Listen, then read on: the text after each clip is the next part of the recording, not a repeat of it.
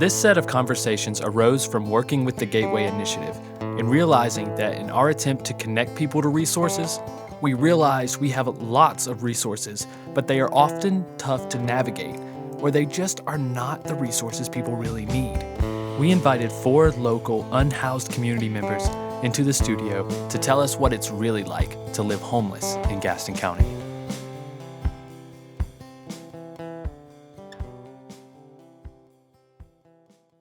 Church at 8. So we stopped and got in the dumpster. We had a house full. I mean, it was a whole nother situation. At the church? Mm-hmm. The bus driver pulls in, van full of kids, says, "You're on private property. You can't take any of that food with you." I said, "I've got some hungry teenagers at home. You know, this is all I can do right now." He says, "Well, just take what you got and you need to go." You know how sick to my stomach I got? Yeah. So you're in a church parking lot On Willow Street. on Willow Street, Mm-hmm. walking through, and you go to the dumpster. Yep. You Cakes, bread, I mean, there's all that pasta, stuff all in that there. stuff. Yeah. Church bus driver pulls up, and tell me again what happens. He says, "You're on private property and you can't take any of that with you." Okay. I said, "I have hungry teenagers at home and this is all I can do right now." And he says, "Well, take what you got and go." Yeah.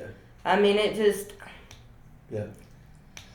I don't know. I mean, I just think we need more people at the table talking about the hard stuff because I get it. I mean, there's a liability issue. That's one of the things that we don't talk about. Even restaurants giving out food. The problem is that a restaurant owner's gonna tell you this. Sad is it? I would rather throw it away because one, you have a timer that you can keep on food. Right. But if somebody eats that food, I don't care if let's say they unstable in their thinking. And they thinking they find some lawyer who willing to take the case, which is very easy these days. Right. And they get on there, they say they got sick. The publicity they gonna get is not worth their charitable doing good. So that's why people mark it and throw it away. Now some people overlook it because if someone falls in that trash can or gets hurt or left behind it, the publicity that comes with that, like I said, we can have 100 positive stories, but we know how folks see stuff in the world of social media. One bad thing will get 3 times as much volume as the 100 of good things. Veteran services, we need to get involved in your case. Yeah. Because they should have homeless veterans 800 number, and be able to get resources for that. And then we keep forgetting some of the veterans that we do to have veterans. Not saying this is your case. Some of them have dishonorable discharges, so they are veterans, but they don't get benefits or they went in but so long. And so you got a medical discharge, didn't you? Yeah. So that's a different story. But we do have that.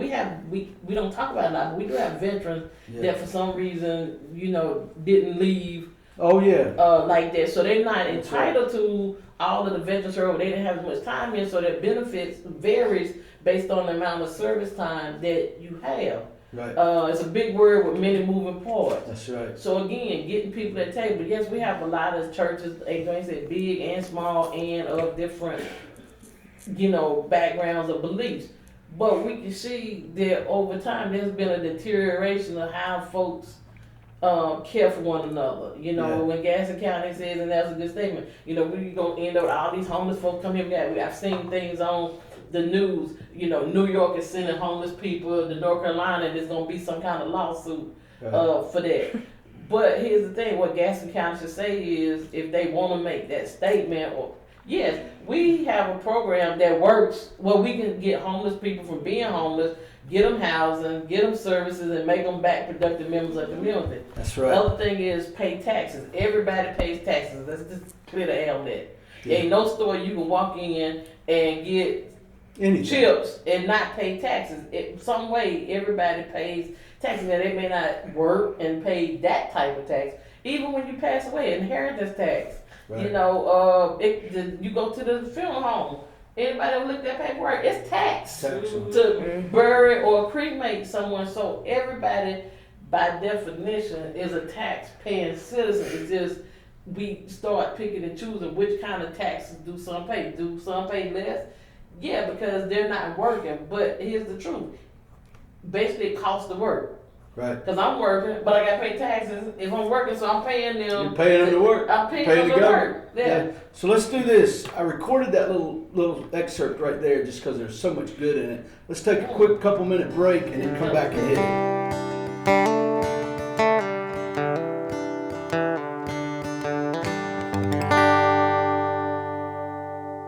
All right, we're back in the studio. This is Chaplain Wayne with the Resource Connection Gateway, and the Gateway has realized we are a connector to resources.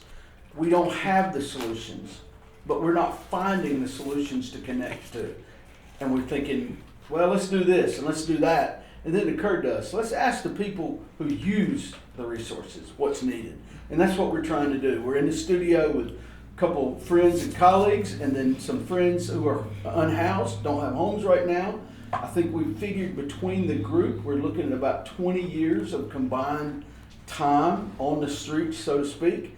One of our participants has told us that he spent 20 years also himself incarcerated and is rebuilding his life now and doing some honorable things. So that's kind of where we are. Now, one of the questions in this podcast portion that we want to ask is one that I was asked to ask of you.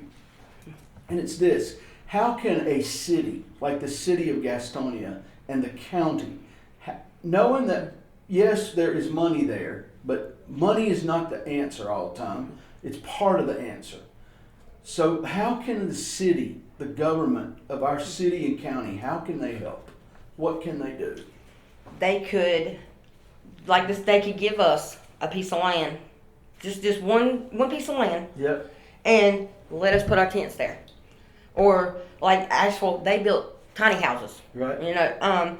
But So you're saying a place where you could safely leave your stuff and put your tent there, yeah, well, I mean, kind of like a trailer park, but you have to Okay. keep it clean. right? You know, you have to be respectful. I mean, just like a freaking trailer park. Okay. Then that keeps down the trash.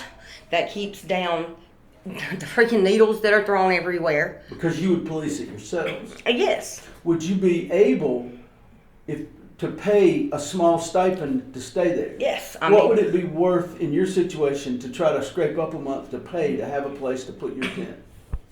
Like well, lot rent. I mean, what I was doing when I got out of jail, when I started this in July, I was going back to the old campsites. Mhm. Okay, and I was cleaning up everything Yeah. from over the years Okay. to show my appreciation for being there. So you go back to where people have been camping down behind Shrimp Boat and all those places Shrimp Boat was where I started. and clean it up so people would know. Yes. And then you get moved out of there. Does law enforcement move you out or the property owner? Law enforcement moved me out at the last place. But the property owner dispatched them. I had property owner waved at me the day before. I Okay. mean, I was talking to them about it. I mean, they come in 9 deep, K9, everything. We were out there, we had a fire, we were cleaning up. I mean, we were. Right. If our community would do, our homeless community would come together and clean our shit up and stop being lazy and ungrateful, Yeah. then you wouldn't have to worry about getting moved off the fucking properties. That's right. And then they want to cry and bitch because I got to do this and I'm losing everything. Well, you don't give a shit about it anyway. I You know? hear that. I do. And what's funny, not funny, it is funny. What's funny is we sit in rooms with human service professionals, community leaders, and they say if the community, the human service and all would come together and work together, we could solve this problem. What I'm hearing you say is if the homeless community come together, you can solve a lot of problems. Damn right. So it comes right back to relationships, doesn't it? Mm-hmm. Shorty, what could the city, the county do? Amanda's talked about a space, a safe space. What could we do to help you as a veteran? Have more advocates. Have more advocates. More people to Somebody. advocate. Somebody's not looking at the extent that you did in the service, the point that you did the service. I was there. I did it. I did the basic training and everything, the running and all. Right. I could run before this, but that one stroke stopped everything. Yeah. Because it just kept happening consecutively. I've had a total of 11 strokes and a heart attack. And I still can't get no services. And you're 46 years old? No, I'm 53. 53 years old. I'm 53 years young. 53 years young. 11 strokes and a heart attack. Yeah. And you're still out there digging. Yeah. That would work tomorrow if you could find a job, Yes. or today. Eddie, Yeah. what could the city or counties do, the municipalities, the government, to help in this situation? I would say to make homes a little bit more affordable and easier for people that's homeless, that's willing to work Yeah. to keep a roof over their head, and make the transportation, as far as the bus is the only transportation that some of us have, and they don't even get issued the bus passes no more. And me and Karen and I talked about that, and people sell the bus passes, don't use them. And a bus pass shouldn't expire, period. As long as you got it in your pocket and you don't use it, it's good. Right. You know what I mean? Right. And just make things a little bit more affordable for those that really do want to change their lives and have a roof over their head and somewhere where they can lay down and take a shower every day. You know, and Yeah. All right. And I'm making notes because I want to share this back to the person who asked me. Christy, what could the city or county do in your case to help?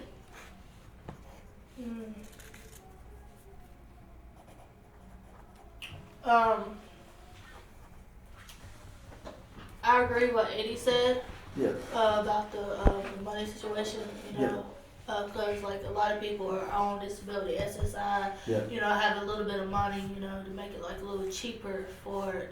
Because if you're starting over with your life, then make it reasonable for the person or the people that's trying to do right for themselves. So what I'm hearing is from a rent standpoint, we can't control the market. right. That's set by the market rate. But if there were some subsidies there to help supplement the rent, Yeah. that would help. What about the rent, the application fees? What are That's those? There you that go. was my There- thing right Yeah. there. Talk about those a second, Eddie. The application fees, and I still don't understand it, because if I go to 3 different places and fill out an application, that's $150, $50 for each application. And let's just say none of those places say I meet the criteria to rent from them. So Right. now I'm out of $150. That's right.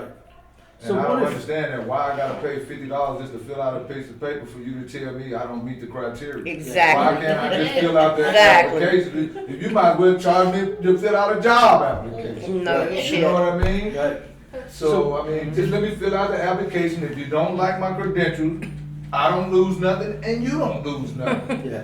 That's So an easy way to swindle people out of extra money. If the city or the county had a free place that you could get pre-screened just by entering that same information, Right. would that help? Yeah, that would help Yeah. a whole lot, because Look. that would give the realtor a way to screen everybody Yeah.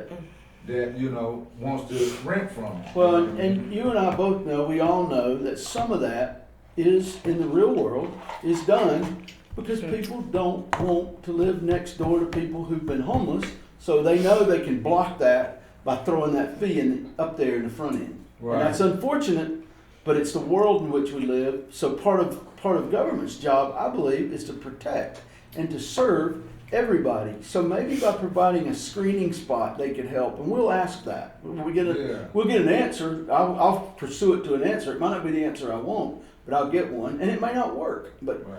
so here's the other question that relates to that, and this is a hard one. It's a really personal one. Downtown merchants, man, they're in an uproar because people have defecated, pooped on their doorsteps. Wow. They've rubbed it on their doorknobs. They've come in and found vandalism when they walk up. Call it out. Who's doing that? And how do we keep it from happening? I think that if I put 100 of you in the room who happen to be homeless, there might be one who would do that silliness. The rest of you would take care of him. Mhm. So what's the story? What can I say to those downtown merchants, Amanda, about it? What can I say to them? Even though I don't work for the city, what can I say to them? I didn't even know that was going on. Yeah, And they're so busy shitting on one another out there in the street right now. right. And I got time to shit on somebody's porch. Yeah. It just, I don't know, just grow It the hell doesn't up, make man. I mean, I don't know how I you. just think the police, I didn't mean to cut you off. No, I think the police just need to police the area a lot more. You know what I'm saying? When does a person have the time to sit down and take a dump on the stoop at the What we found, and it happened business? numerous times, there would be a falling out during the day with the business owner. They'd maybe go in and ask for something, and the business owner would be rude, or maybe wouldn't be rude, but they would perceive it as rudeness. They'd get angry, back and forth, or and I'll tell you another story about that in a minute, but they felt like they were disrespected. Maybe they weren't, but they felt like they were. So at night, you can't watch every door 24/7. People come in there and start doing these things. And we had one homeless person, and I'm trying to give you what the community's told me. One homeless person who said, "Look, this is our downtown. You just spent millions of dollars opening this business here. It's gonna fail because we're gonna lock it down. We're in charge here. How can we know what the police can do? They can arrest. That doesn't really help. I mean, you arrest them, they're right back out. Right? But they're right back out because it's not a crime that's going to hold them more than overnight usually. Don't you agree? If it's destruction of private property, and even if you putting feces on the doorknob or wherever you putting it at, it's destruction of private property or whatever. Right. You know what I mean? And you can lock the person up for that. Yeah. And once one person sees that you can get locked up for that, you Right. think everybody else gonna continue to do it. And as far as the police in the area back and forth 24 hours a day, Right. that's what they supposed to do. Right. Switch them out. Right. I mean, you're right across the street. Right. And Right. up and down the street. Yeah. Now, So in more the back, you can go back there and look up, do whatever, but Yeah. I just feel like that's the police job. And Yeah, what- And well, there's if they enough can't, of them to do it. if the business owners can't make out or don't know who's doing it, call one of us in and see it every day out here on the street, see if we can't see identify if them. they'll tell you. And you Yeah, don't even because, have to we'll call do them that, because you will ruin your relationship with the rest of the homeless people. Because No, nobody likes a snitch. No, I mean, that's just that ain't the what way I'm the saying. world That ain't is. what I'm saying. I know Right, what right, you're saying, but right. I'm just saying, but you don't want to ruin your relationship with the rest of the people that's homeless. So, if this happens to, say, this business here, y'all don't have no cameras outside? Yeah, that's what I was By the saying. front That's door? exactly what I But I said. think Okay, the this is police a- can use do their job, Yeah. get the tape, find the person. So what's But it's a interesting- collective issue, because here's what we back to. In everything you said, we turn all that around. That was maybe one or two individuals that everybody getting the blame for. Yep. It may have been a personal situation, but you're right. That should not be in 2020 any business that don't have an adequate camera on it. Yeah. Considering we got 4G. Mm-hmm. Okay, that's number one. Number two, we do have a problem with our system. We will lock somebody up for a number of things. Other thing is, I ain't trying to, like, I know it all. Everybody got their own issue. First of all, you putting feces on the door handle or something like that, that's a public safety issue. That's right. That we done take it to a whole nother level of not destruction of property. That's a public safety issue. Now I'm gonna give the person the benefit of the doubt. Maybe they got IBS or Crohn's or didn't have no toilet paper. I'm gonna give them the benefit of the doubt because I don't know them. I don't know what happened. We're going on a scenario, and we only hearing one version of the story. So Right. that's another problem we face in everyday life and in the community of those in the house. The place over here feeds. No restroom to use on the way back to wherever you going back to. People do have other issues other than being home. Don't stop diabetes, don't stop high blood pressure, don't stop IBS, don't talk about Crohn's. We don't talk enough about that. We don't educate enough about that. And then I'm gonna give Christy credit for this, and we're gonna change some things, even with some folks I know. More organizations need to have, if you're not gonna make a way for a peer support person to be there, which will get folks down. My peer support people, I'm here for you. Yeah. We're gonna make that happen for some folks. We're gonna figure out a way. But the other thing is let us be kind. And I learned this morning, so I'm gonna pass on. We need to have someone at organizations that can read the information to people, because sometimes passing people a piece of literature and people being able to have that disconnect and that disability to be able to understand what is on the piece of paper. Not that they can't read, but they understand audible. They understand verbal.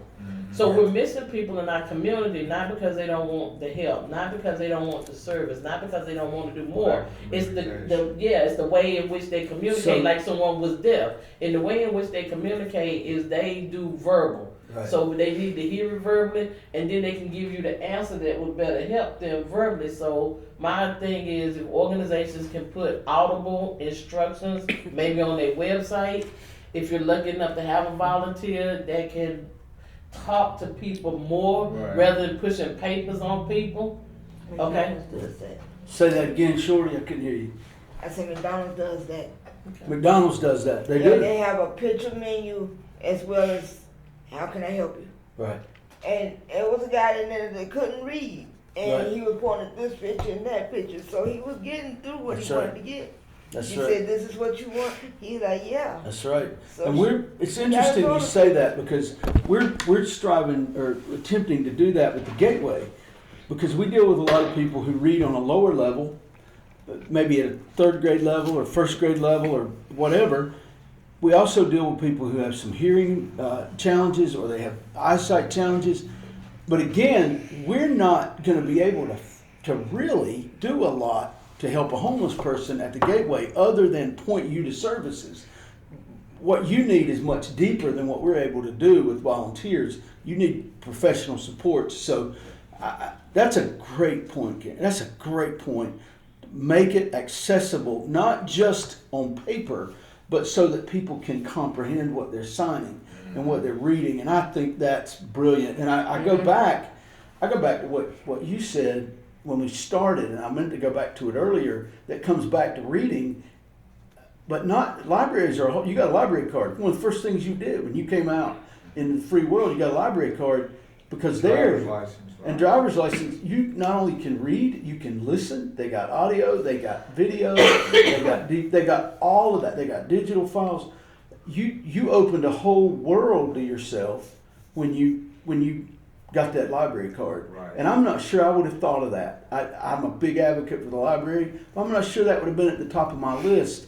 But it sounds like that was a big deal, wasn't it? Yes, it was. Yeah. What? And you can do a lot of things at the library. Like you said, you can get on the internet, search jobs. I can create me an email, Yeah.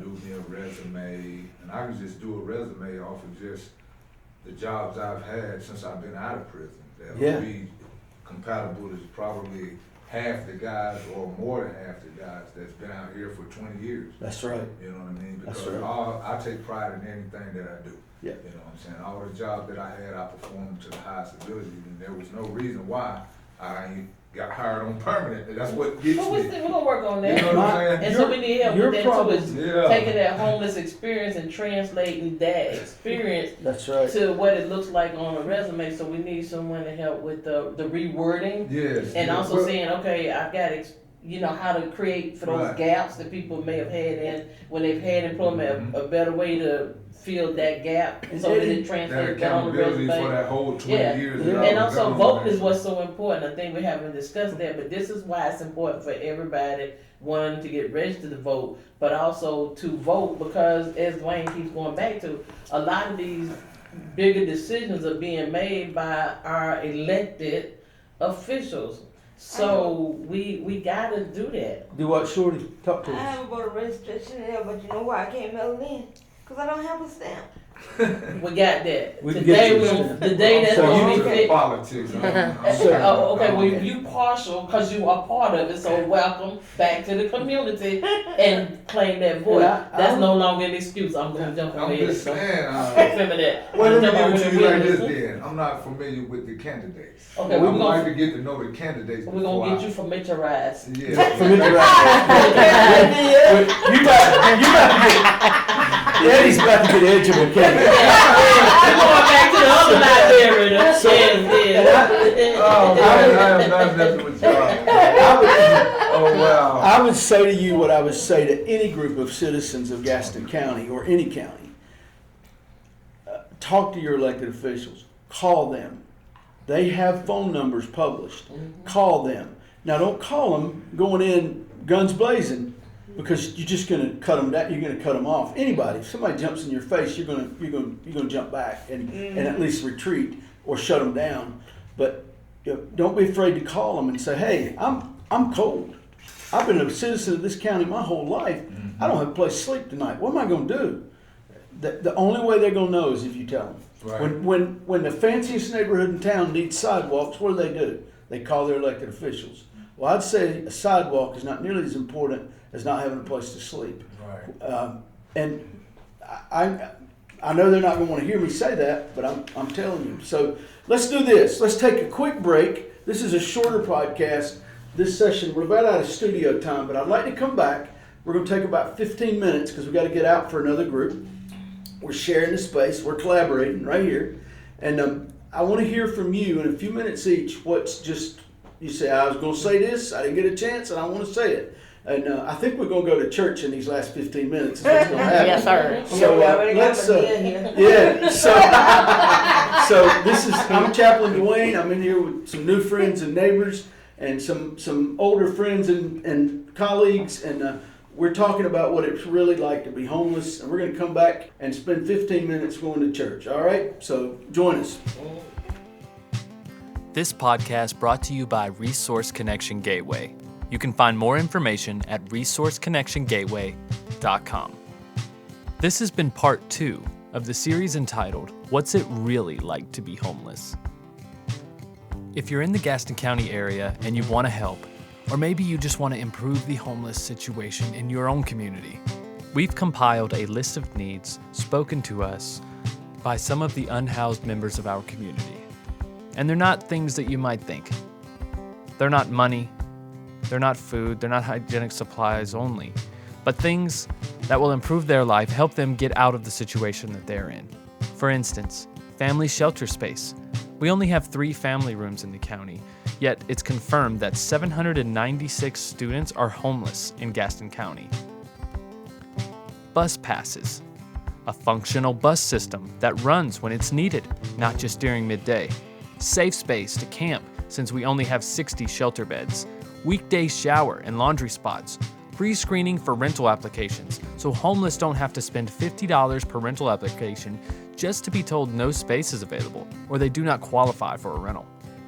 Phone charging spaces, so they don't get treated like thieves when they try to charge a phone.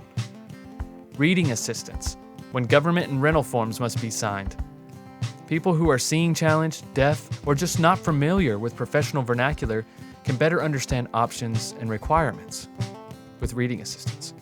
Volunteer advocates, who will help homeless walk through the process of re-entry into community. Centralized services, and ID card assistance. All of these things would be a huge help to the homeless in your community. And if you don't have the time and you just want to make a donation, you can do that as well at resourceconnectiongateway.com. We thank you for listening, and this has been a production of resourceconnectiongateway.com. Let the Resource Connection Gateway help.